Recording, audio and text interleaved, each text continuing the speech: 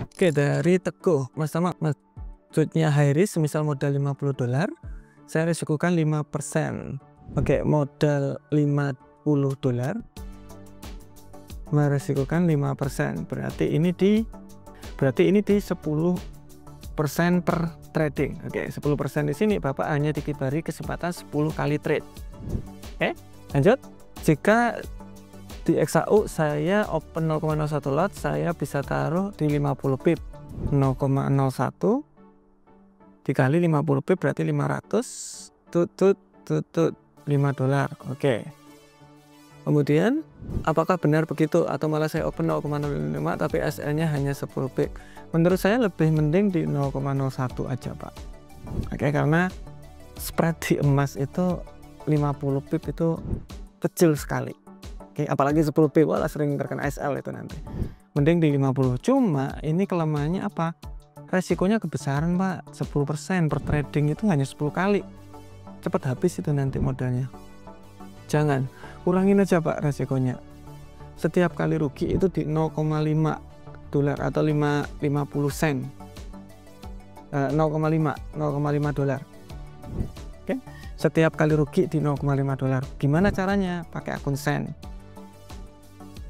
Oke, setiap rugi di $0,5. Jadi 1%. Ini kalau Bapak dikasih kesempatan 100 kali nanti kalau setiap rugi di $0,5.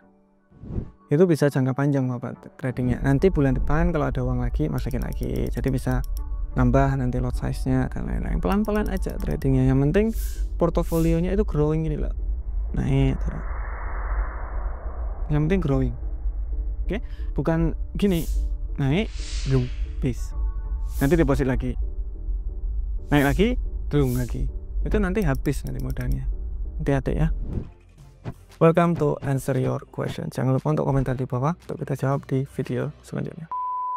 Oke, dari deal XYNC, Bang, cara daftar akun sen bagaimana? Nanti kalau udah mulai profit konsisten baru pakai akun standar lagi. Semoga dibalas. Siap. Oke, untuk akun sen sebenarnya ada di beberapa broker, ada di ini di Discord di sini sebenarnya ada kita namanya ulasan broker. Jadi broker-broker yang sudah kita coba, kita review, kita taruh di sini. Jadi ada pengalaman pribadi, kemudian pemikiran broker ini gimana sih kalau pengen bagus. Ya, biasanya broker itu masuk ke kita, kemudian dia lihat kira-kira yang bagus buat saya itu bagaimana, itu di situ. Oke, contoh akun sen ada ini, ada akun sen di Indonesia. Sayang banget belum ada akun sen, semoga kedepannya ada ya. Ada di Agnes akun sen minimal di $5. Kemudian ada di XM, ini akun sen. Kemudian Hot Forex, ada akun sen di situ. Ada akun sen di situ. Nah, cara opennya tinggal open aja Pak. Buka akun di broker tersebut, kemudian pilih akun sen. Nah, untuk yang masih baru saya saranin memang akun sen biar modal kecil bisa jadi besar dulu.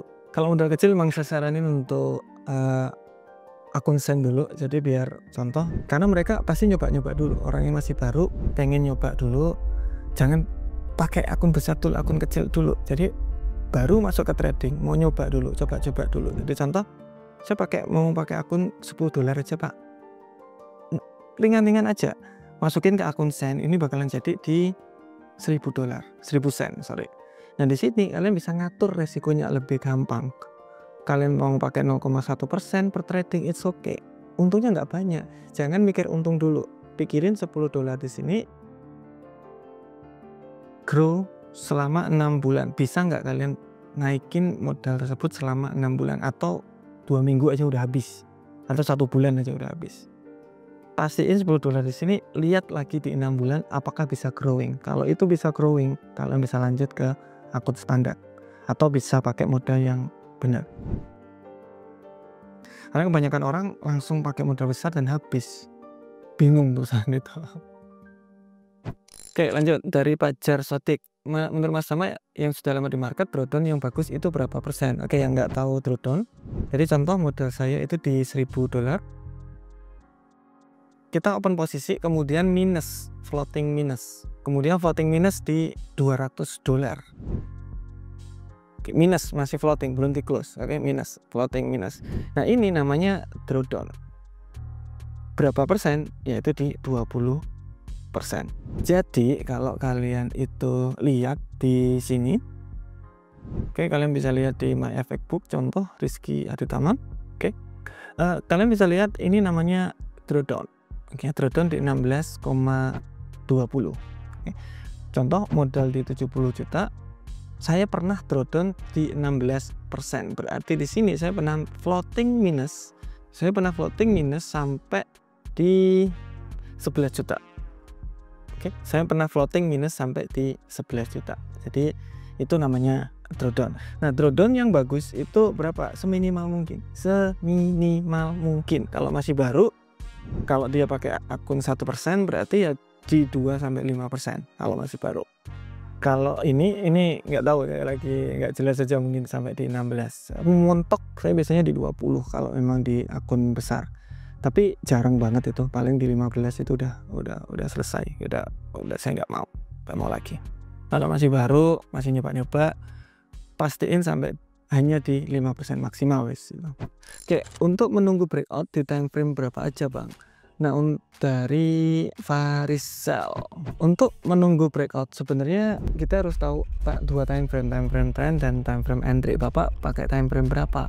Jadi contoh kita pakai di time frame M15 lah, kita contoh aja di pair AUD USD.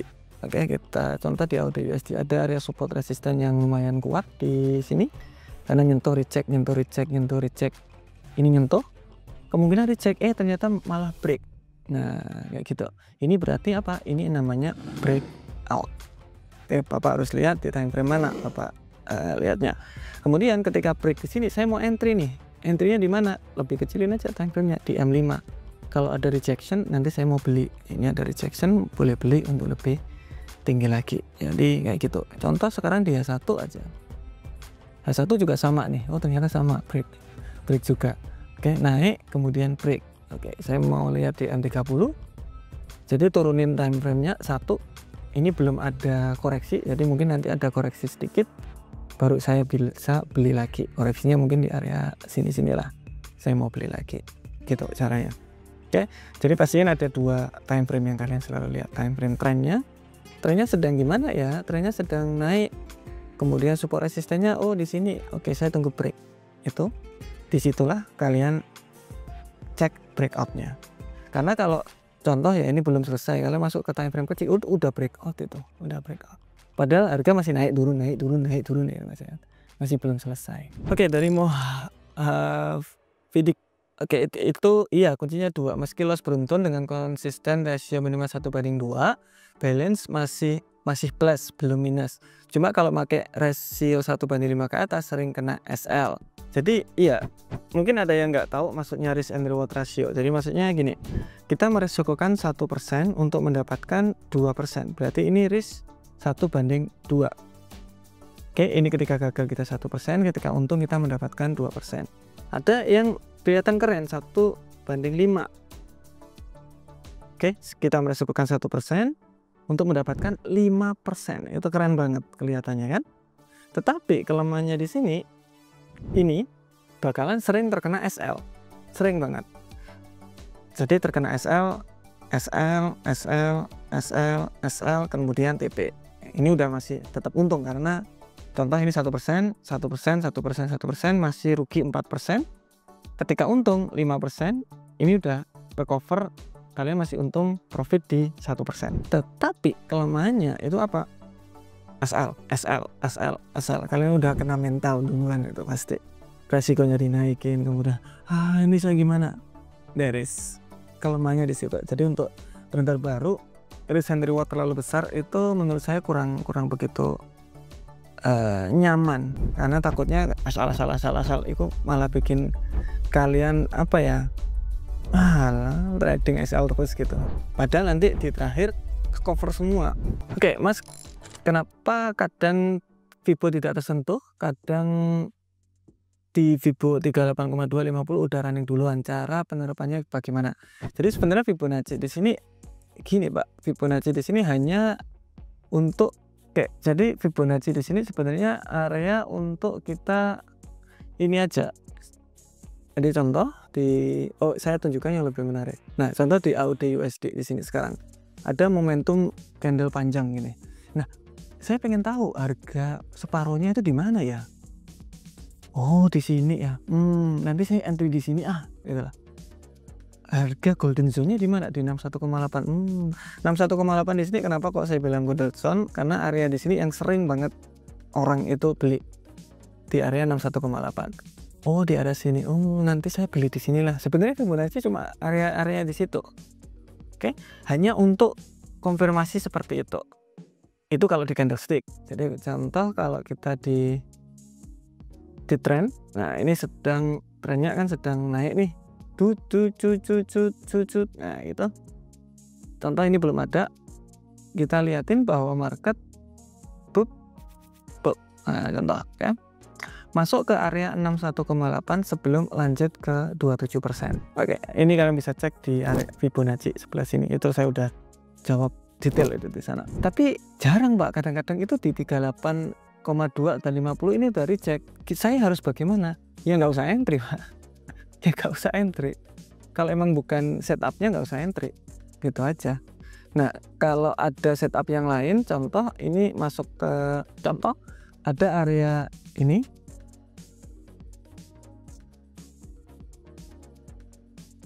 Oke, ini sudah masuk area trendline. Ini udah masuk area support dan resisten. Ini sudah double bottom juga, ada 3 konfirmasi. Tapi belum masuk ke area Fibo 61,8. 61,8-nya di sini. Ini saya harus bagaimana? Apa tahu nunggu 61,8 atau buy? Kalau saya buy aja karena udah ada 3 konfirmasi. Udah nyentuh trendline, udah ada support resisten, udah ada double bottom. Udah ajar aja. Oke, intinya di 3 konfirmasi kalau saya. Oke, dari AI Steve, kalau semua orang di dunia pakai teknik yang sama dan untung semua, siapa yang rugi? Ini menarik. Kalau semuanya sama, siapa yang rugi? Jawabannya adalah pasti ada orang yang rugi. Karena manusia biasa. Banyak contoh kita bisa ngatur resiko dengan bagus, ada yang manusia yang greedy. Jadi teknik itu bisa sama. Metode kita kasihkan ke kalian gratis semuanya. Iya kan? Gratis semuanya. Kalian bisa cek. Swing, scalping, intraday, semuanya gratis. Nah, semuanya pakai teknik yang sama. Tapi kok kenapa ada yang untung, ada yang rugi? Karena yang satu serakah banget, yang satu juga enggak. Itu sifat-sifat manusia memang beda-beda menurut saya. Karena ada yang serakah, ada yang enggak. Yang serakah di sini pasti rugi kalau di trading. Karena dia ekspektasinya terlalu besar, deposit dan habis di sana. Nah, yang untung ya yang bisa ngatur resiko tadi. Jadi kalau kalian yang serakah tadi, mulailah belajar untuk jadi orang yang sabar. Oke? Itu dari saya. See you next video. Bye bye.